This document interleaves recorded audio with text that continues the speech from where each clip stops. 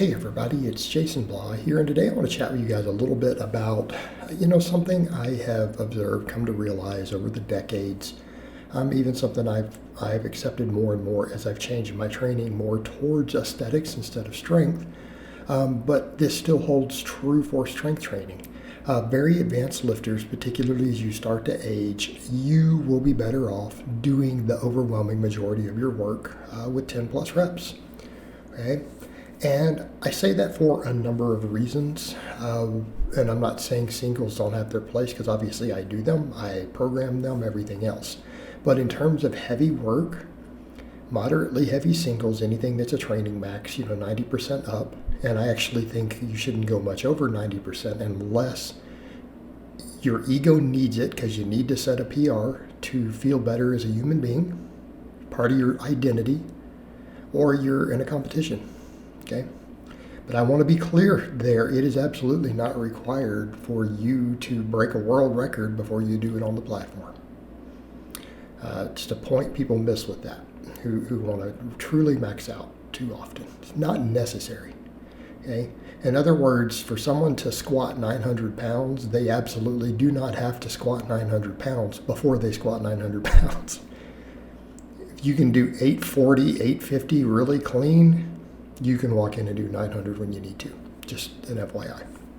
But that kind of comes over to the point of really heavy lifting. While it absolutely is amazing, I think, for novices and even some intermediates, it's not really heavy, is it? And I think that's the take home that we need to have here.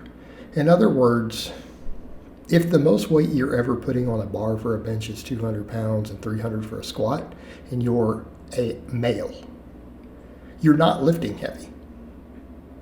Now, people say, but heavy's relative. Yes, heavy's relative, but structurally and everything else, it's not to the degree that you think it is. It really isn't. You will not create the same sort of fatigue squatting 300 pounds for 5 reps as someone who squats 500 or 600 pounds for 5 reps. It will never happen, no matter what your relative strength is.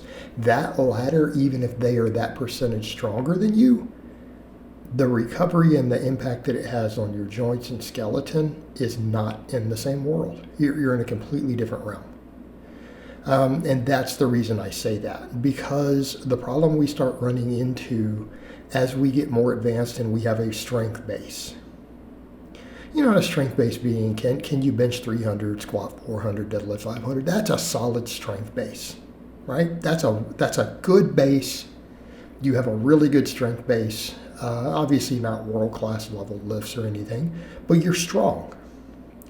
When we start getting up to that point, our rep work starts to get heavy. Meaning, I'm not saying that progressive overload doesn't matter, because it does.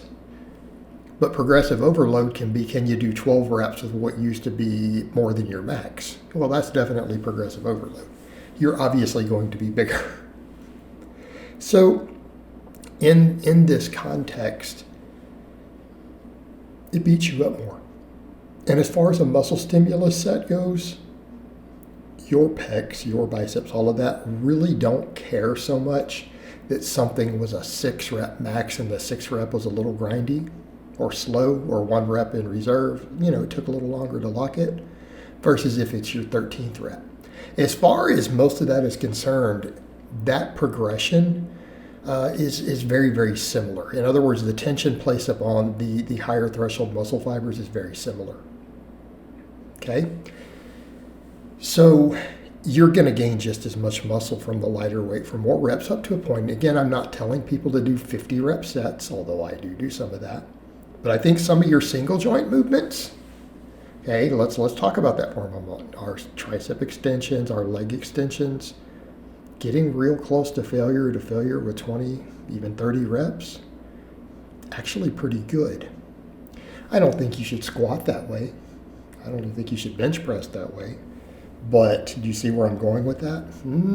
I think that you can stimulate some fantastic growth doing that. And the scientific evidence suggests the same.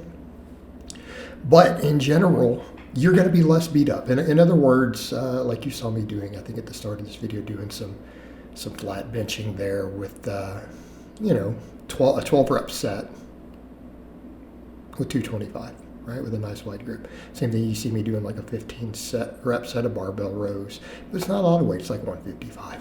But it's fairly fatiguing at that. Okay, this is what I mean. Higher reps. Okay, higher reps. You know, whereas then I think the other stuff is like a 20 rep skull crusher in there, 15 rep dumbbell curls. All right, this works fantastically well.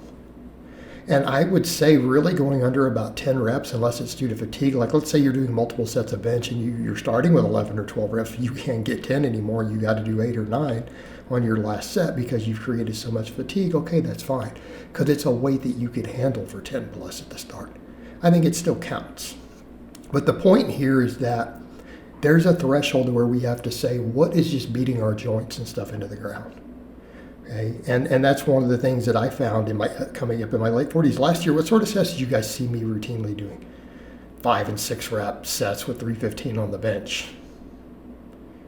Okay? You don't think that really fatigues you? Yeah, it does. Deadlifting, I think I did something like 550 for a 5 rep set. Okay?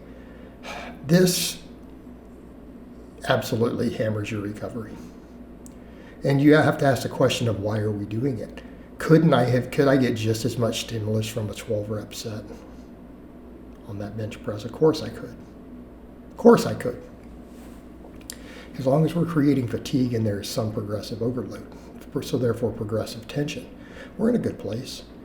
And here's what I would say. We could talk all we want about the strength carryover, the neural drive, all of that. But do we really get that with 5s and 6s compared to singles? No.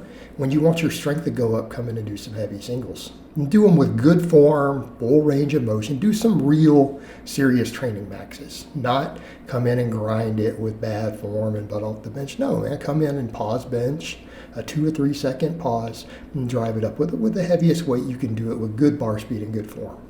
90%, 93% of your true max. You're good. Same thing with your deadlifts and squats. You can do those things. That will carry over to your strength way more than those more intermediate reps. Because now we're directly training singles. We're training setting up. We're training moving a bit heavier of a weight, getting good neural drive, perfect technique. That's going to carry over far, far, far better.